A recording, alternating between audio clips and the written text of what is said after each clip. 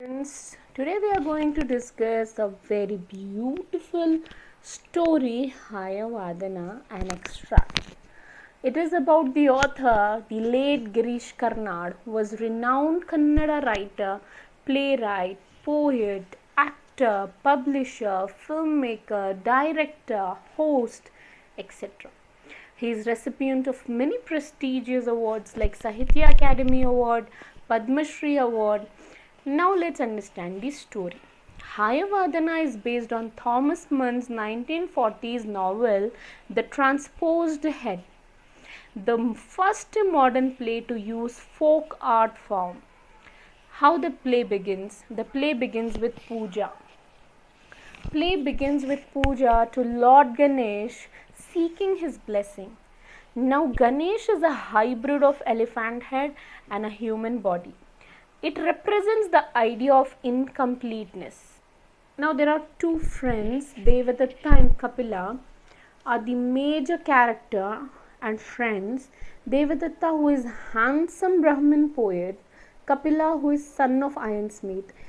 Devadatta was known for his intellect and sensitivity, Kapila for his physical strength. All in sudden there was a scream of horror. What is the horror? Strange creature Hayavadana enters the stage. Hayavadana is again a mismatched head and the body of the head of a horse. Sorry, a body of a human and head of a horse. Okay, so why is his condition is like this? Why he has a head of horse and a body of a man? Because his mother fell in love with a horse, lived with it for 15 years until her love broke the curse on the horse.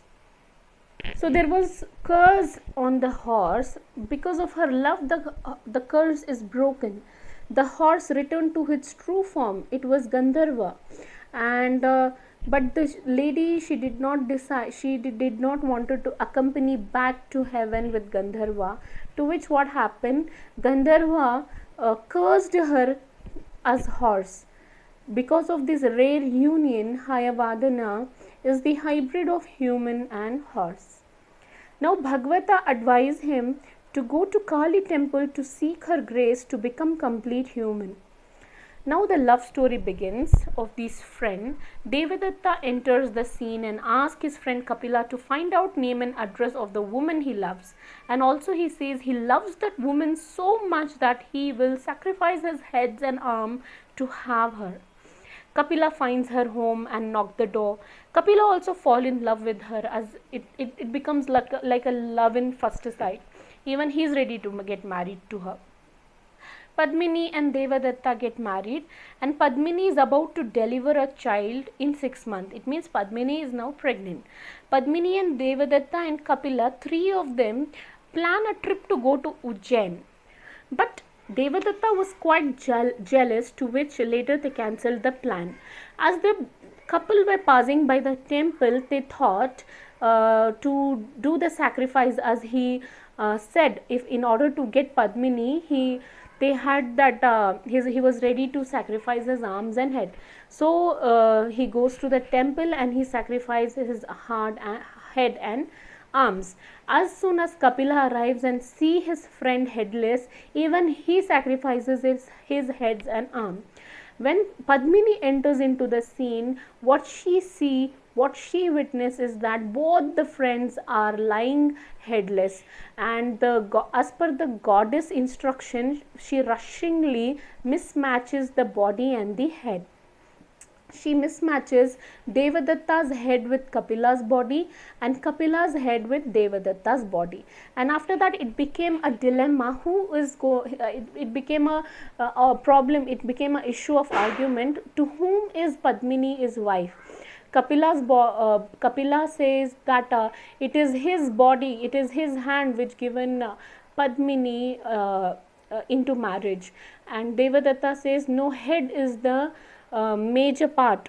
Head is the major charge of the body. So Padmini chooses Devadatta's head. As the time passes, she Devadatta's body was very attractive to Padmini in the beginning, as Devadatta had Kapila's body, because Kapila had good physique, and as time passes, Devadatta's body turned into like old one, how Devadatta to be. And then the Padmini started to fight with Devadatta, and she uh, Devadatta she Padmini starts to fight with Devadatta. One time Padmini and her son was passing from towards the forest. Padmini was passing by the forest with her son.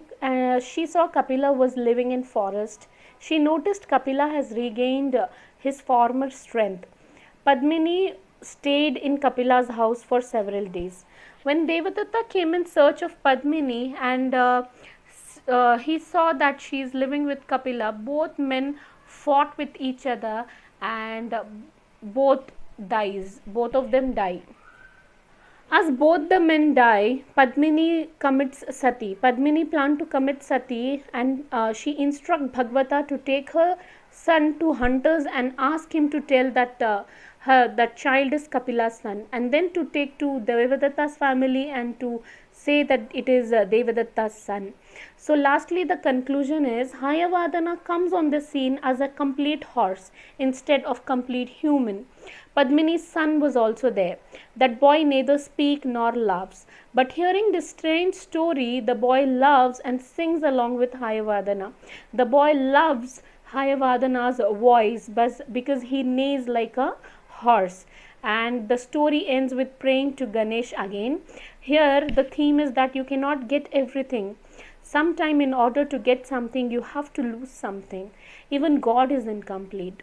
So, you cannot get everything, so there might be a bit of incompleteness, but if it is there, incompleteness is also a part of life, so that imperfections are there, it is purely perfect. We need to keep on going in our lives. Thank you so much. If it is video is helpful, do like, share and subscribe, and thank you so much for watching.